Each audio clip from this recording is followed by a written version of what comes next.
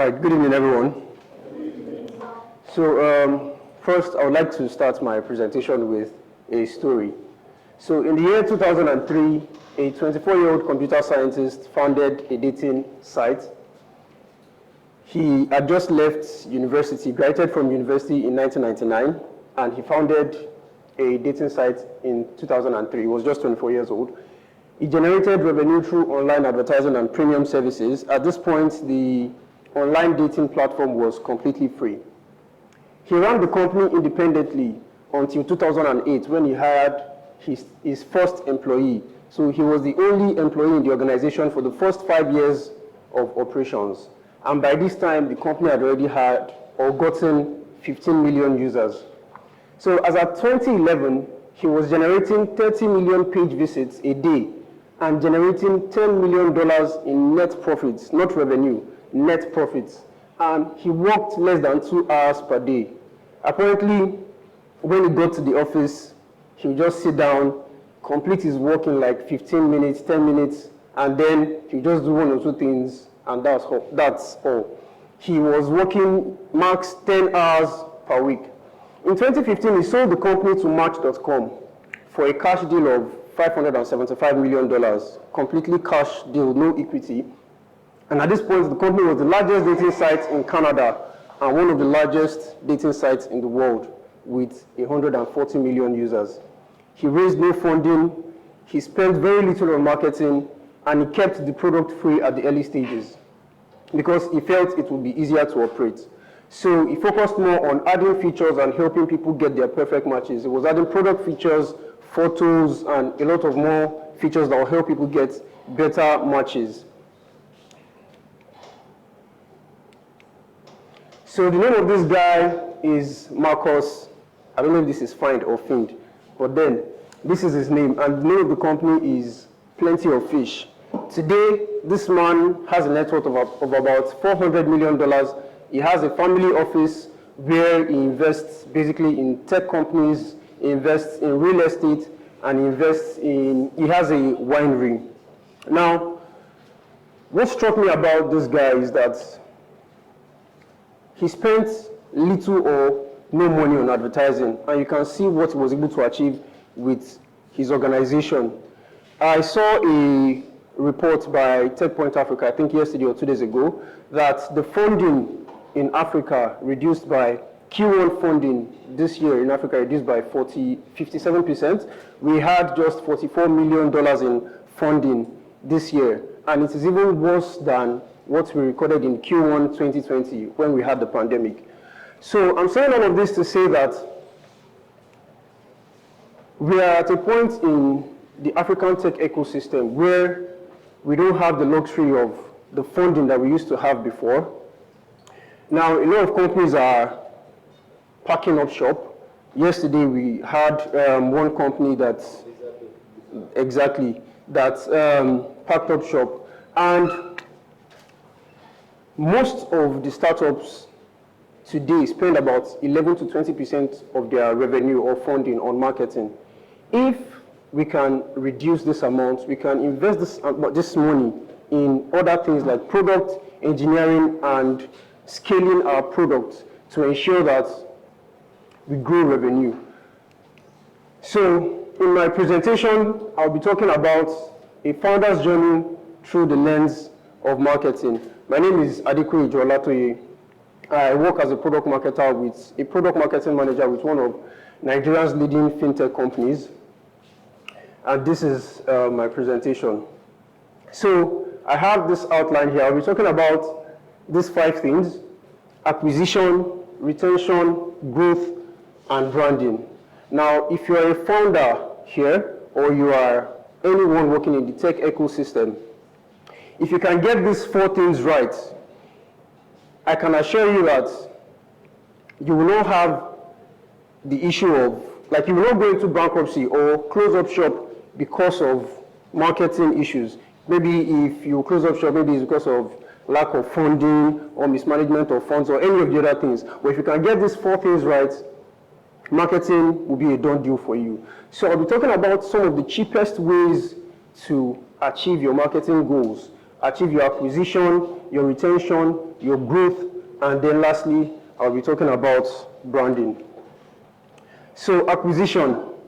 Now, a lot of times, as founders, we pay a lot of attention to acquisition more than any other thing.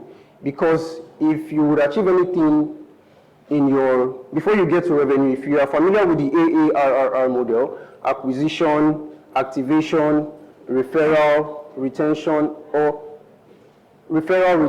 and revenue, the AARR model. Acquisition is the first one in the funnel before you get to revenue. So that's the first point in your marketing funnel. So my slides are not so, I don't know how to say slidey, but then this is just focus on what I'll be saying. The slides are just for me to present better to you guys. So word of mouth marketing, like I mentioned earlier, this guy, Marcus Find, with his company, Plenty of Fish, he was able to generate that much traction because of the virality of his product. A lot of people were talking about the product, word of mouth marketing, and he was able to get about, how many users again? By the time he sold the company, about 140 million users. 140 million users. So word of mouth marketing is one of the cheapest and best forms of marketing. I read in a report somewhere that if something bad happens, or if I tell you something bad about a product, if I have a bad review about a product, I'm going to tell about 13 people. But if I have a good review, or if I have a good experience of your product, I'm going to tell maybe about 5 to 7 people. So a bad review or a bad experience is very critical to your user acquisition. So that's why you need to ensure that you get your product very good. So 2 companies in the Nigerian tech ecosystem, African tech ecosystem, that have done something similar to what Marcus Find did with Plenty of Fish are Paystack and Piggyvest. Now these 2 companies are 2 of the most profitable companies, or the biggest companies in the Nigerian or African tech ecosystem. And most of the things I'll be discussing in my presentation today, I'll be referencing those 2 organizations. So Paystack raised about, in their entire history before they got acquired for $200 million in 2020, they had only raised about $10 million. Now you see, in today's ecosystem, you see someone raised $25 million in February. By August, he has gone into the market again to raise maybe $50 million or $40 million.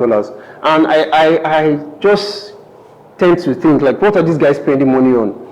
Piggyvest raised, in their entire history, they've only raised $1 million, $1,050,000 to be precise. And Paystack raised $10 million. They spent very little on advertising. I think in my entire stay in Lagos, I've only seen 2 Paystack billboards. And that was when they were launching their product, Paystack storefronts. Exactly. That's when every other thing that happened with these 2 companies was based on virality, word of mouth marketing, and referrals. So one of the ways you can build, you can get user acquisition very cheaply is by building a community. Now we have a lot of examples here. Now many of us remember to go. I'm sure all of us here might have used to go, except maybe the Gen Zs or the Gen Alpha. All of us used to go. And, there was a time in my life that this was the most important thing I was thinking of. Between my JSS3, maybe JSS2 and SS3, we get to class, and what everybody is discussing is, guy, which level do you on? Anybody that has gotten to ultimate is like see Ronaldo in our head. Is anybody that, so that time I would have 1 account, 2 accounts, and I would maybe, because my dad used to work in a bank, and he had this postpaid credit stuff, like any amount of credit you use, the bank will pay for it at the end of the month. So myself and my younger brothers would buy data, and then we would leave our phones on the bed, connect the stuff to the internet, and we will let the to go whatever be boosting, the level will be going up.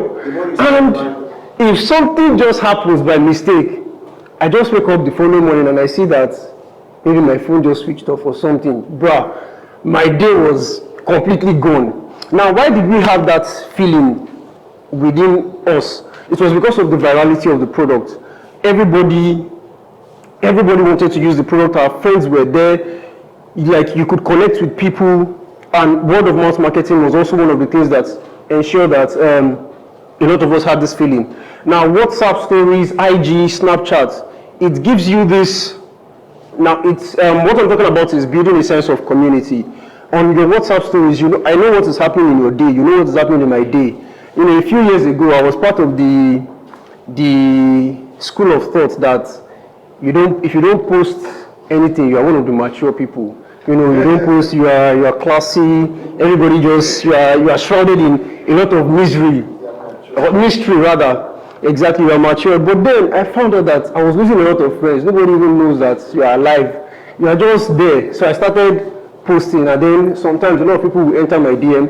Now, that is for IG and WhatsApp stories. For Piggyvest, you had this, you know, on Piggyvest you have this scorecard at the end of maybe a month or a year. For some of us that we save, you get A, but for some of us that how did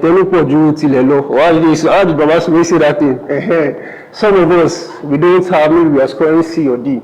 Then Uber also has something like that, where at the end of a particular period, you get a scorecard. So Spotify Wrapped, health and productivity apps, they are all building community around their product that helps me and you connect better. So that is one of the cheapest ways that you can get user acquisition. You don't need to spend any money, just imbibe that stuff in your product. Referrals also is one of the cheap ways. User-generated content. Now, one of the good examples of this is Payday. On Payday, when Payday launched and then they announced their partnership with Starlink, we saw a lot of content. People were just tweeting Payday everywhere. That's user-generated content. It's very cheap. You don't need to spend any money on that. Your users that have good reviews about your product will tweet, will comment, will invite people to join the platform. Then you have product integrations. This is one I like so much. Product integrations is one of the easiest ways to get users. Now, recently, you can see Uber and Move Africa. They had a product integration, and that's why you see Uber drivers using Move's cars, or Move is financing the cars for Uber. You see Konga and Carbon. Then there's one I like so much, TikTok and CapCut. God bless you. TikTok and CapCut. Now,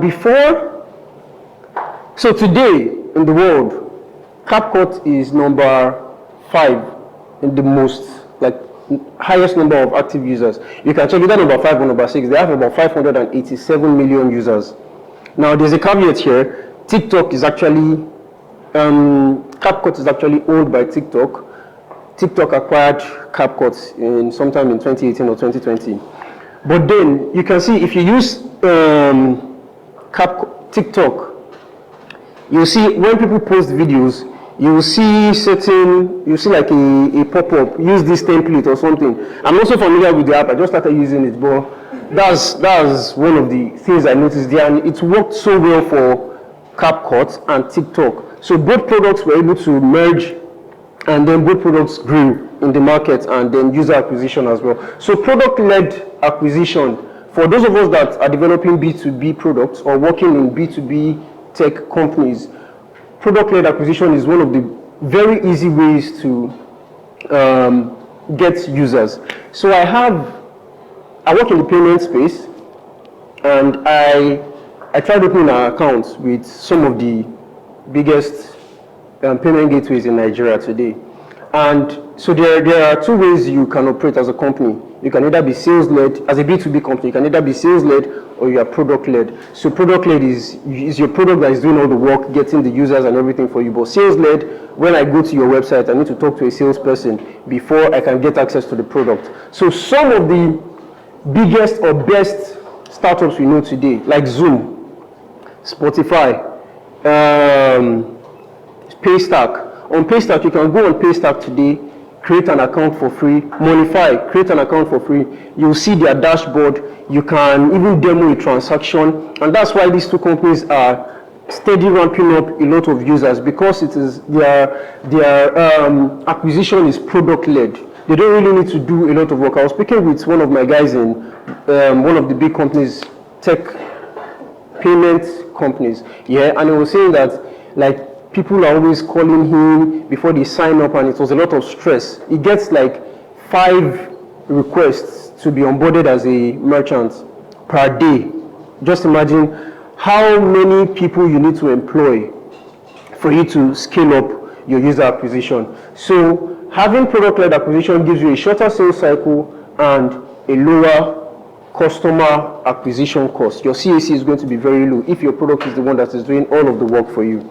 So that is it for acquisition. Yeah. Then content marketing. This is one I also like so much. Now, if you notice in the past few years, we've seen so many companies forming media arms or acquiring media arms. HubSpot Marketing acquired the Hustle Daily for, I think, $27 million a few years ago. And this is one particular company that, if you would learn anything about content marketing, you should learn from Masterclass. Now, Masterclass is an ed tech company. Now, if you are very familiar with the tech ecosystem in Nigeria and Africa, all around the world, you understand that ed tech is not so profitable, or so, it's not jim like that. The guys that make so much noise, make so much money are health tech, fintech. You understand? But these guys have a valuation of $2.8 billion today, and they grew primarily through content. Now take a look at their social scorecard. Masterclass today has 978K subscribers. That's probably more than, how many does Lasisi have, all those guys? They have 81,000 followers on Twitter, Instagram 2.7 million followers, and 3.3 million followers on Facebook. Imagine how many users these guys are drawing to their platform every day. Now, when I was researching, like doing some research for this this presentation, I searched the word product market fit. And when I searched the word product market fit, a lot of companies came out. MailChimp has an article on product market fit. And I was wondering, how would MailChimp have, what concerns MailChimp with product market fit? They are like in 2 different segments. But one of the ways you can acquire your users is by creating content that you understand that people in your ecosystem would need. Now, Paystack started their own media arm, that's Decode Fintech. Fincra has a blog. Piggyvest has a blog. They have YouTube channels where they talk about their staff and a lot of other things. For people that like Trove, Bamboo, they send you emails almost every day telling you what is going on in the investing ecosystem. So all these are contents that you can create to get users. All right, so the next thing we'll be talking about is retention. This is a part where many people don't pay attention to. Now that's why we have a lot of churn. In recent times, we saw a particular company that sponsored Big Brother Africa. They got a lot of users, but at the end of the day, what happened to the product? They focused a lot on acquisition. They got the users, but they were unable to retain them.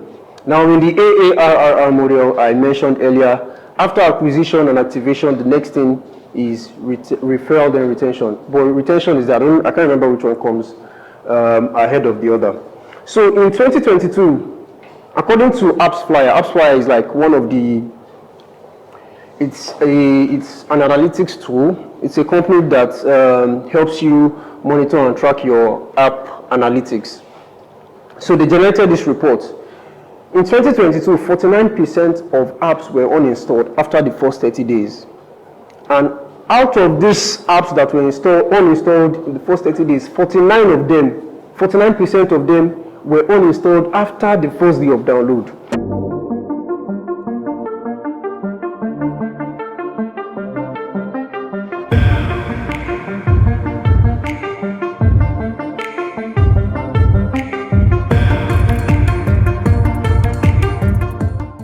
So many times you say, okay, I have 1 million users, I have 500,000 users, but bro, these users are deleting your app after the first day or after the first 30 days. You understand? So that's why you need to pay a lot of attention to retention. Guess what I did there, yeah? So a few facts on user retention. Customer retention has a huge impact on ROI. Now, a 5% increase in customer retention results in 25 to 29% increase in your revenue. Retaining existing customers has been shown to increase profitability by 25% to 95%.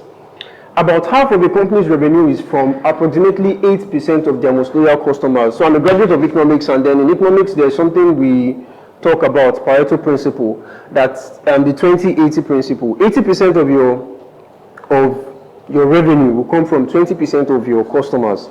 So that is something that you need to pay attention to. For some companies, at least 70% of their value or their revenue is from high value customers. And repeat customers have been measured to spend an average of 67% more than new customers. So instead of focusing your efforts with these statistics, you would agree with me that instead of you to focus your efforts on user acquisition and always trying to get more users, what you should be focusing on is trying to ensure that you retain the already existing users on your platform. So, user retention channels. Now, the number one channel for user retention is your product and your service. If your product is not good and your service is not good, definitely you will not get user retention.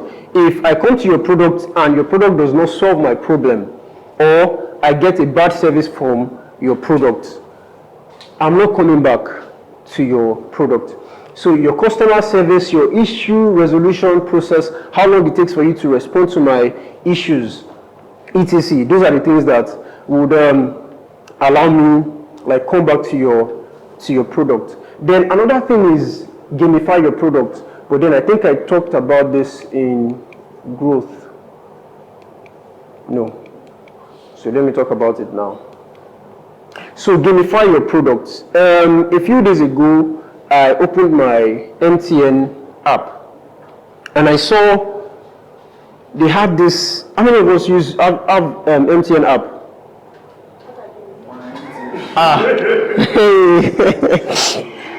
Please, what this thing are you guys using? I have MTN's app. MTN's app, yeah? Airtel. Okay, I don't use Airtel, I use MTN. So on MTN's app, my phone is far away. I would have loved to show you guys. So they have a line, and then there are 5 circles. Just like how to go was, where you have ultimate, you have veteran, and all of those things.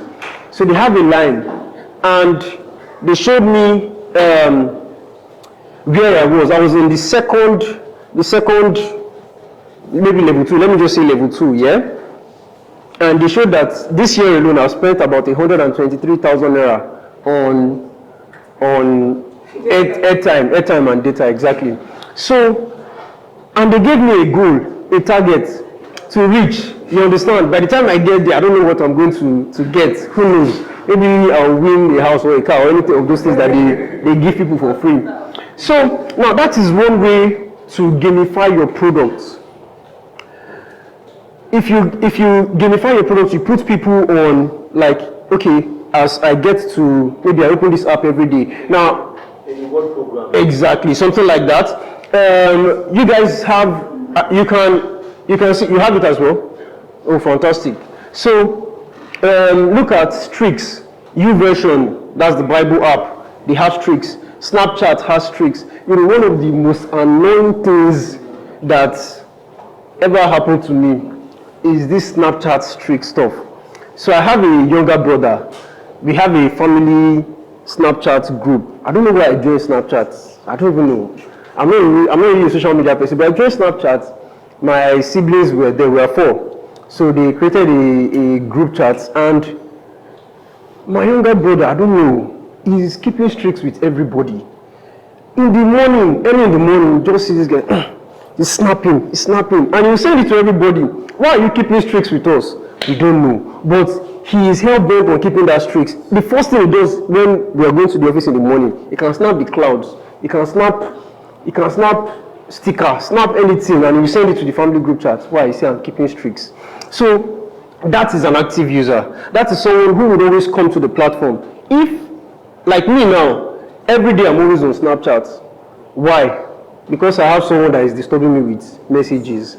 So they've been able to gamify their products. MTN is also doing the same thing, and hopefully maybe I come for another pitch Friday when I maybe hit maybe 500,000 in MTN, whatever. I'll tell you what I'm able to win. So that's another way you can like retain your users. If you gamify your products, you know they know that there is something I have to achieve at the end of this at the end of maybe the product or using the product. Email marketing. Now, email marketing is one of the cheapest user acquisition or retention strategy that most people do not pay any attention to.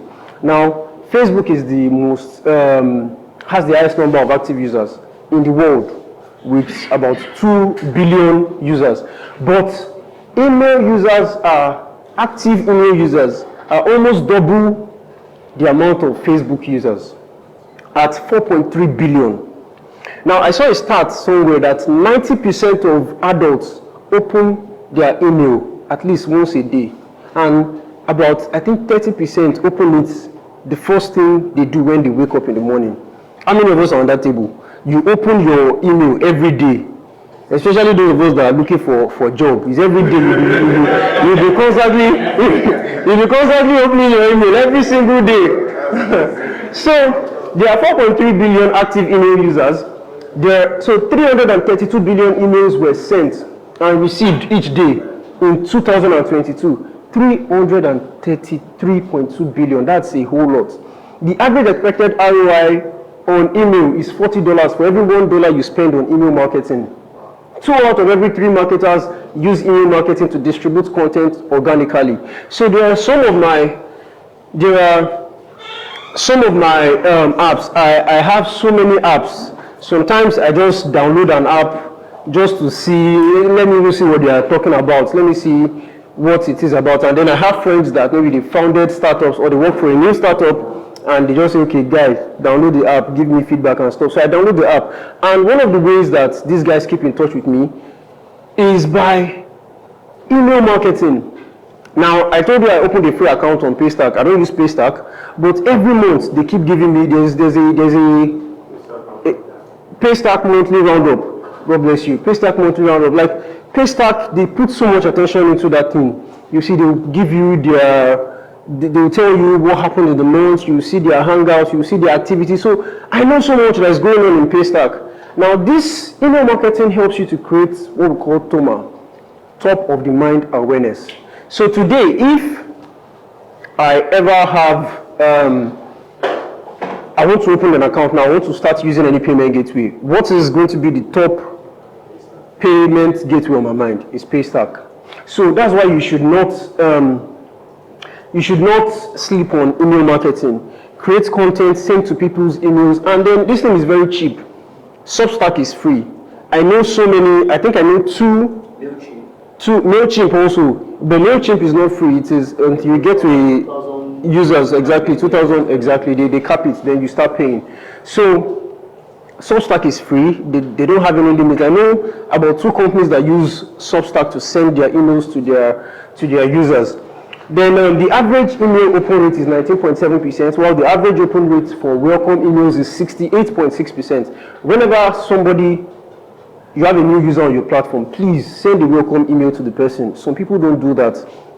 There's something that my boss would also always say in the office: always over-communicate.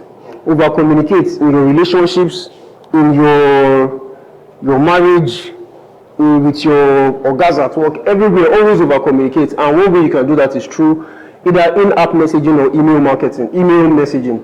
Then your email list is the only thing you own amongst all your marketing channels. So you have an email list today.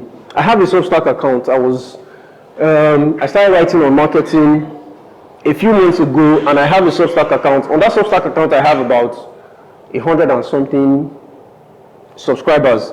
So,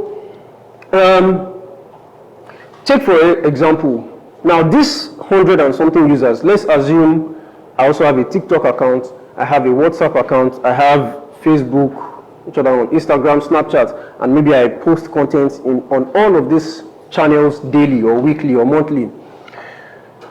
If Facebook goes down today, or maybe Mark Zuckerberg just, as his usual, whatever it is, just closes the app today, what happens to my maybe 1 million followers I have there? They are gone. Snapchat, the same thing, my followers are gone. The only thing you have that is your own about your customers is your email list. That is why you need to have an email list. If you don't have an email list that is you're constantly servicing, you're improving your open rate, you would eventually find out that you don't even have a hold on your customers, which is going to be very bad, and you will not be able to have a very good user retention.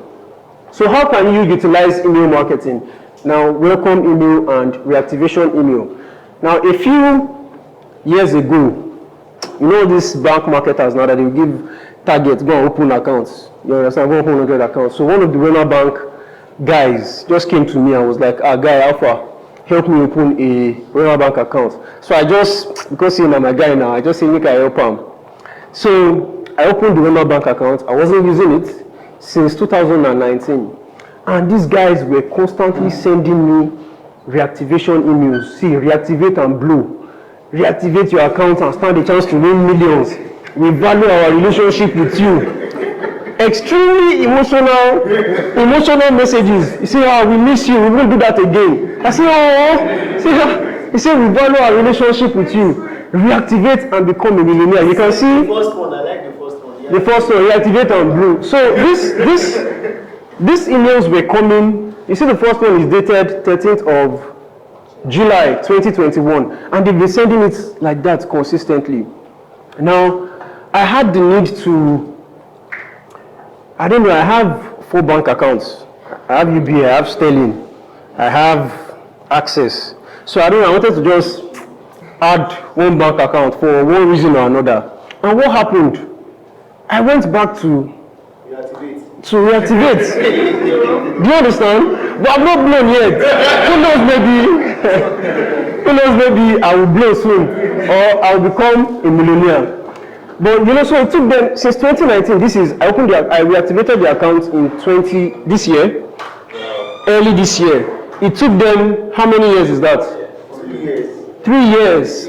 3 years for them to get me back. Because I'm hard to get like that now, you understand?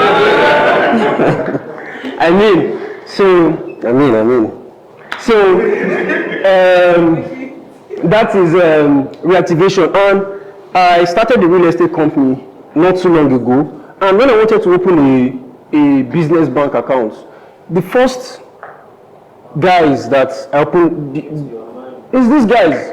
And I've reactivated my personal account, and I have a business bank account with my bank. And they've been, I wanted to say something now, but I don't want to promote them on Tech Points platform. So, community, I've talked about this before. You can also build a community. You can use community building to improve retention on your platform. So growth. Now, at this point, you've gotten your user acquisition correct. You've gotten your user retention also correct. The next thing you have to focus on is growth. Now, a lot of people confuse growth with expansion. They are 2 different things. Now, there's something in marketing we call ARPU, average revenue per user. If I have 100,000 users and I'm generating $1 million per year on these users, my ARPU is $1 million divided by $100,000. That's how much? $10. So growth here is, how do I increase this $10 to $20? How do I get it to $50? How do I get it to $100? That is what growth here means. But a lot of people think, now, expansion is one of the ways you can facilitate growth.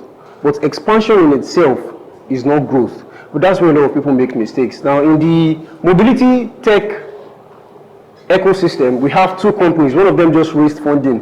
And I've been studying the mobility tech ecosystem. There's another one that has been more focused on going into other countries, expanding, while another one focused on their key markets, which is Lagos and Nigeria. And what happened? That other one has been proven to be more successful. The other one who has been expanding, at the moment, you don't even see their bosses around. They have pivoted to another model, while the other guys are still in the market. Look at Paystack today. Paystack focused on their Nigerian market, grew their income in their Nigerian market. PiggyVest, the same thing. I think it was just Paystack just has operations in 4 countries: Nigeria, South Africa, Kenya, and Ghana. And they went to those other 3 countries, I think last year. They just started operations in those 3 countries last year. So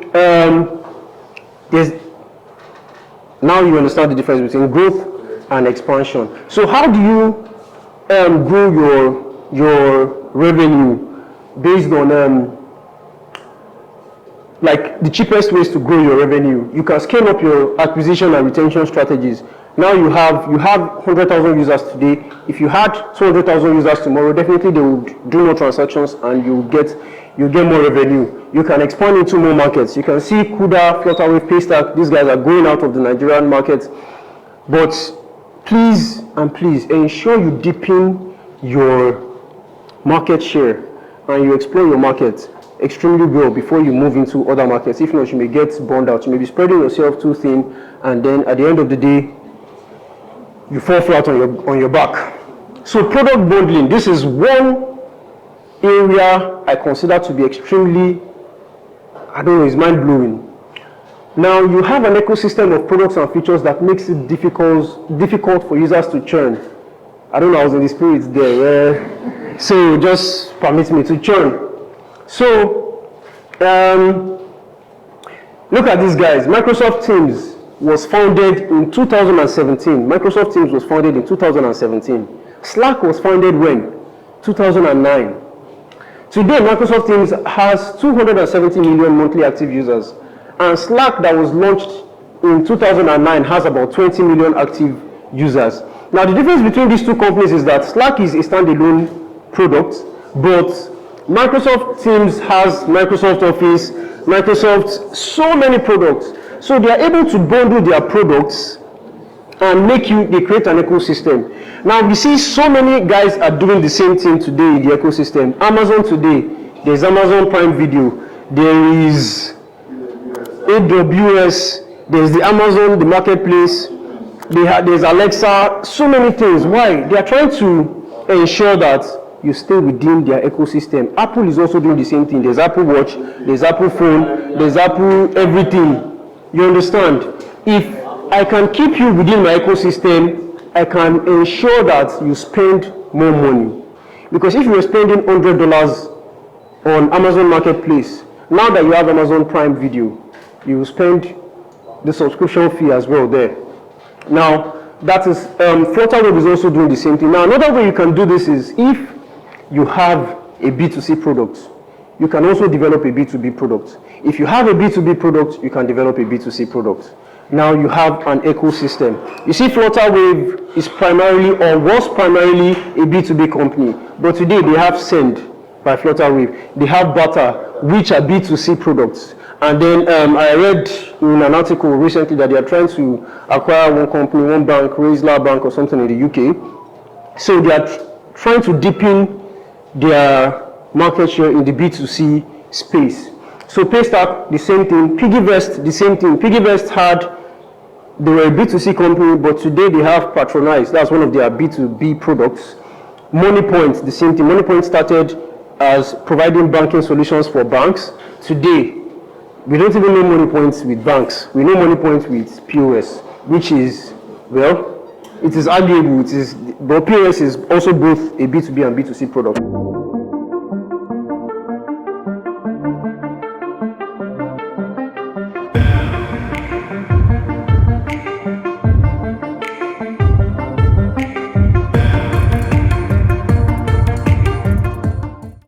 MTN, the same thing. So now on MTN, just when I came in, Ayoba, exactly. When I came in this evening, I was on my phone and I saw an ad of Fisayo Fosudo. I know, you know Fisayo Fosudo, right? Fisayo Fosudo, and he was promoting that you cannot pay for your Apple Music with your airtime on MTN app. And that was very crazy because on my MTN app, I can pay for DSTV, I can pay for Showmax, I can pay for bills, electricity bills. That is product bundling, and it also goes into product integration. Now they are having product integrations with all these guys and creating an ecosystem.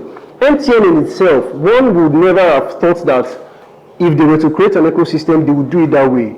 If you would have thought of creating an ecosystem with MTN, you would think that MTN would start acquiring other companies, maybe acquiring a filmmaking company or acquiring another company, but no, they are bringing all these other companies into their ecosystem by product integration and product bundling. So those are some of the cheapest ways that you can ensure growth on your product, on your platform.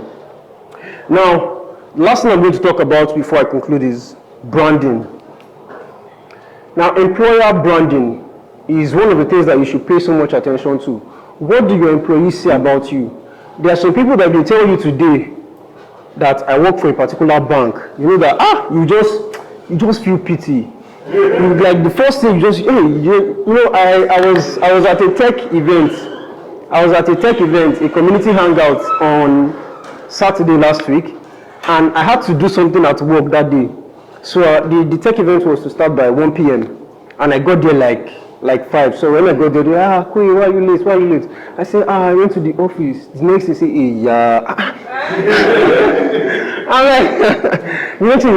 I'm like, so there are some people like that, and there are some companies that when you hear that I'm working in this company, you first bring out your mantle and touch the hem of his garment and say, I receive it in Jesus' name.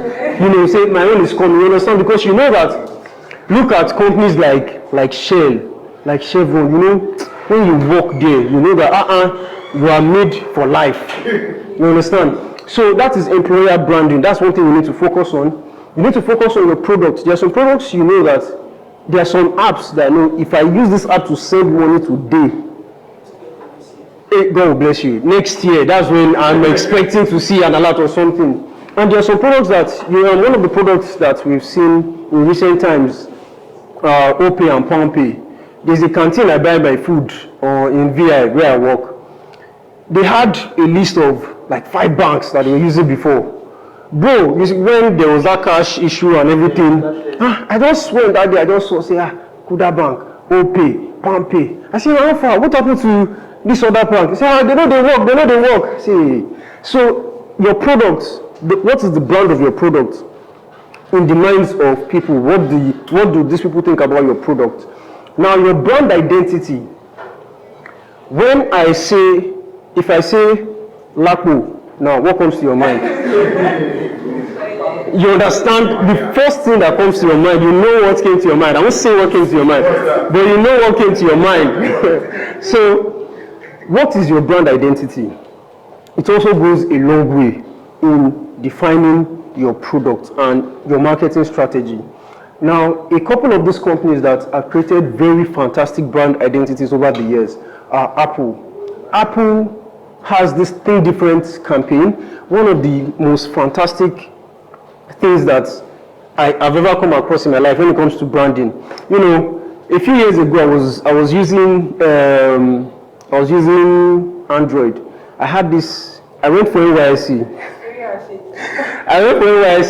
So, NYC, now they will give you this robust khaki trousers. So, the day we left camp and we're going home, I just kept my Samsung in my pocket. By the time I came down, the thing had fallen off. You understand what it looked? Thank you. So I went to buy, and I didn't have money. I'm part of the 1980s generation, not the spoiled children. You understand? So I'm part of the 19. That I didn't have money. So I went to buy one ITEL. That ITEL, maybe it was 1 gig RAM and 16 gig ROM. This phone, So, you know, I had suffered. You know, if you switch on this phone, it will take like 2 to 3 minutes before I still have the phone. It's in my bag. You know. Sometimes you need to keep those things so that you know that this is where I'm coming from. So my elder sister, she upgraded iPhone, and she was using an iPhone 7. She upgraded her iPhone to iPhone 11. She now gave me that iPhone. Honestly speaking, that night I couldn't sleep. I was just asking, life can be this easy. I said, I will look at it again. I said, I was just exploring all the features. So things can be so smooth, but I know some of you here, you can't relate. You are still, to the glory of God, I've moved from iPhone 7, I'm now on something a bit higher. So Apple has this identity that if you are using this product, you are a creator, it makes your life easy, you are invisible. Like, just, you know, for those of you that watch Premier League, have you noticed all those guys that are always close to those billboards that are close to the fourth officials, not even the fourth officials, I mean spectators that are always close to those ones that camera used to record. No, spectators. Those guys, go and check. Anytime that they are bringing their phone to record the free kick or penalty, his iPhone. You will never see Android. So it just gives you this classy feeling. That's just another job for you guys. So Nike. Now, one thing that you need to understand is that your brand identity needs to be consistent. Now, it may take a lot of time before you get your brand identity.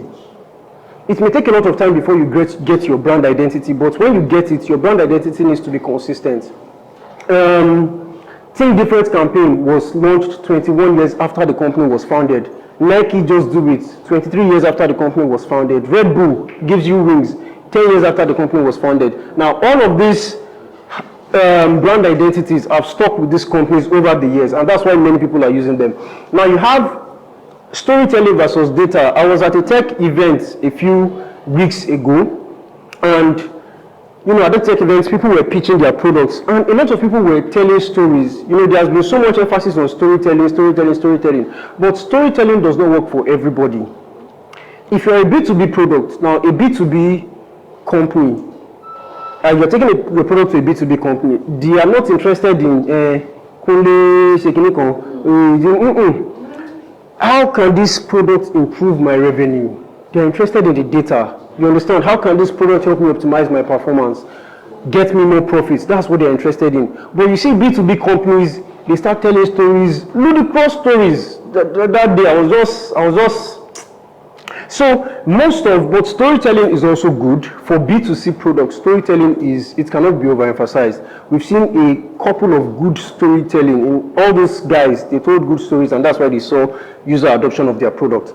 Now, most of our culture, our norms, our religion, academics, everything that surrounds us today, they stem from stories. You know, I was in primary school, and then that time, I don't know, maybe somebody didn't wash his hand. He ate and didn't wash his hand. And one teacher came and told us that, you see the sky, do you know why it is far ahead of us? I said, I don't know.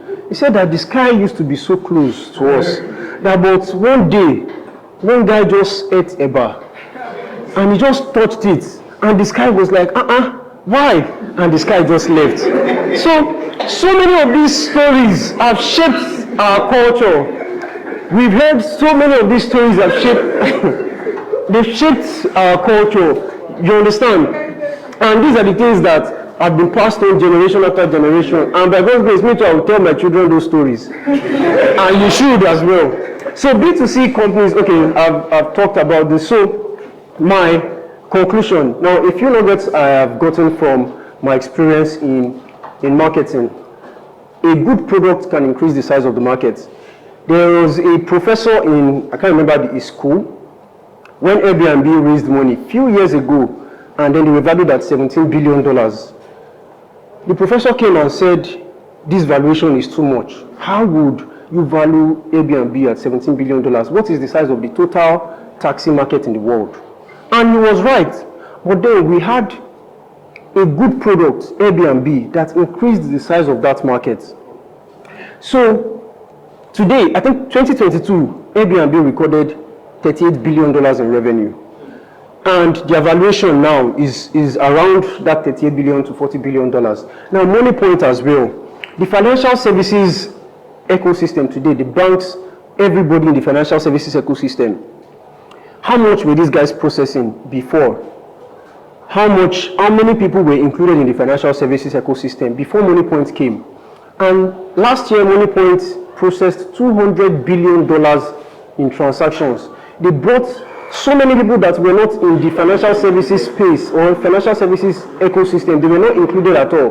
They brought them into the financial services space. Why? Because a good product can increase the size of the market. So today, if you're looking at your TAM, your total addressable market, or your serviceable addressable market, and it is quite small, and you have a good product, you can increase the size of that market. So in a saturated market, create a blue ocean for yourself. Today, the fintech space is extremely saturated, but you can create a blue ocean for yourself. A blue ocean is creating a niche for yourself where other people cannot play or cannot compete with you. Look at Shotlers. So Shotlers recently raised $4 million, and I was looking at their story. When Shotlers came into the mobility tech ecosystem, now the mobility tech ecosystem, there are two categories. You are either focused on the short distance trips, or you are focused on long distance trips. That's the GIG, ABC, all those other guys. The short distance, Bolt, Uber, InDrive, all those other guys. So Shotlers came into the market and they said, can we compete with either of these people? And the answer was no. We can't compete with the likes of GIG, we can't compete with Uber and Bolt. So what did they do? They created a niche for themselves. They started targeting a particular market that nobody had paid attention to before, which was the employee mobility space. And today, that is one of the key aspects of their business. In a report by TechPoint Africa, I saw that they had 70 businesses and they had recorded over 3 million trips. Now, that is a blue ocean, a market that was not there before. Nobody saw the market. And today, they are like the dominant player in that employee mobility ecosystem. So your brand can be your moat. A moat means your competitive advantage, what you can use to defeat every other person. Your brand can be your moat. Apple's brand today is why they are more successful than other companies. When you watch tech, all this Fisayo, Fusudo, Valor Reviews, all these other guys, and they review phones and other products, they will tell you by themselves that this product is better than Apple. But meet them any day, anywhere, you'll see they are all using Apple devices, and they know that some of these phones are better than Apple. Why are they not using these phones instead of Apple? Because of the brand identity of Apple. Now, B2C is hard. Focus on B2B. Now, there are so many arguments around this, but I work in the B2B space, and I know how much we make. I work with B2B companies. I know how much these companies make. B2B is extremely profitable. One merchant or one customer you have can give you, I don't even know how, I can't quantify it. Because, and then B2B, you are talking to one business compared to B2C where you're talking to 1 million customers or 500,000 customers. So that's why you see that people are trying to pivot their business model. So have a balance of B2B and B2C. But at any point where you want to choose anyone, please go with B2B. Now sell what your customers would like to become. That is one thing that I find so interesting in marketing. There's a way you can sell your product that if I'm selling you this thing now, I won't come and tell you that, okay, this is a pen. This pen, if you write it like this, it can turn to green. You know all those pens that had green, red, blue? You know, they had plenty of those things. So you just press one like this, and those pens were very good for bio game. You just do that in power, they've taken all these things from the table. Binance, a few years ago, when crypto was hot, when Bitcoin was like 60-something thousand, that time I had a group chat. If you are not on all these investment group chats, if you and your guys have not formed the investment group chats, you guys don't want to be billionaires. So we had a group chat where we were just talking. And that time, bro, you need to see how we were always talking about Warren Buffett, because Warren Buffett and Charlie Munger, he's like the second in command in Berkshire. They would always come against Bitcoin and crypto. But that time we'd be like, Warren Buffett is saying nonsense. You know, because at that time, Binance made me feel like the wolf of Wall Street. Like I was always on my phone checking this thing, checking everything. You understand? So make your customers sell what your customers would like to become. It gave me a feeling that I wanted to have. It made me feel like an investor. You understand? And that was why I kept on using the product. Then focus on the big picture. Now I'm going to tell. Let me see. Do I have Chimgozeri wants to chase me away? Okay, just 2 months later, I'm going to tell you 2 stories. Now, there was this guy, there was a factory worker they used to make carpentry stuff. And this guy, on one day, he took a wheelbarrow and he had a small box in that wheelbarrow and he was pushing it outside. And there was this security man at the gate. And he asked him, what is in this wheelbarrow? What is in this wheelbarrow? He said, this box contains sawdust. And the guy was like, since we're in a carpentry workshop, sawdust is a byproduct. He just allowed him to go. So he went. The second day he came again. He was pushing the wheelbarrow. There was this small box inside. What is in this box? This security guy asked him. He said, it's sawdust. He checked. It is still sawdust. So he went. He did this thing for 5 days. And on the 5th day, this guy came. He said, this guy, I know say you dey thief something. What are you stealing? Why are you always carrying this thing outside? And he said, the factory worker said, guy, between me and you, make a no lie. What I'm stealing is actually wheelbarrow. So, that was a mad plot twist, yeah? So, now, a lot of times, we focus on the sawdust, which is the small picture. We are always trying to get users, get more users, but it's not the number of users you have that matter. It is your revenue, your profit. So instead of focusing on the small picture, focusing on users, please focus on increasing on growth. So that's that on that. I won't say anything about this one. Then lastly, I want to leave you with this. Now, some of us are founders, and this advice is general in life, whether you're a founder or not. Please be an archaeologist and not an architect. Now, an archaeologist is someone who does not know where there is gold. He doesn't know where there is crude oil, but he goes out and starts to search. He doesn't have a defined plan. But an architect has everything defined. You understand? He's not able to pivot whenever something happens. So in your founder's journey, in your journey in life, always try to be an archaeologist, not an architect. When I was in school that time, a few years ago, we had all these motivational speakers come to school and talk to us. So I just went inside. I was so charged up. And now I had this, my jotter. I had a 70-year plan. 70 years, then by 90 I was supposed to start preparing to die, you understand? So, 70-year plan, I was maybe 19 or 20 that time. But then, look at where I am today. The plan did not work out. So, it will still work out, hopefully. And I've been able to pivot. So, be an archaeologist, not an architect. Thank you very much.